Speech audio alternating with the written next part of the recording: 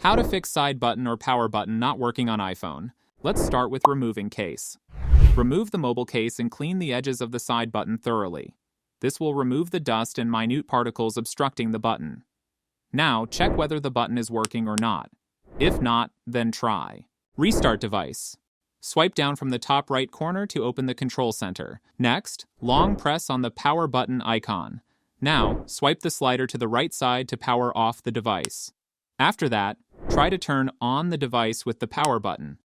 If it is not working, connect the charging cable to power on the device. After restarting the device, try next. Reset all settings. First, open the Settings app on your device. Then, scroll down and tap on General. Now scroll down to find the Transfer or Reset iPhone option, then click on it. Next, at the bottom, click on Reset. Here, a few options will pop up, then tap on Reset All Settings. Now a pop will appear, and click on Reset All Settings to confirm. After resetting, check whether the buttons are working or not. If it is not working, then try Update iOS. Go to the Settings app on your iPhone. Then scroll down and click on General. Now look for the option Software Update and click on it.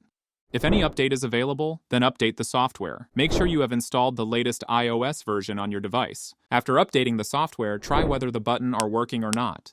Still, if it is not working, then try. Contact Apple Store. After trying all these and still not solving the issue, then it may be a hardware issue. Go to the nearby authorized Apple Store to fix the issue.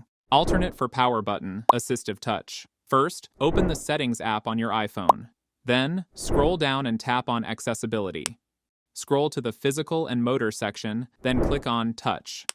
Next, at the top, tap on Assistive Touch, and turn on the toggle next to it. A floating home button will appear on the screen. Tap on it and click on Device.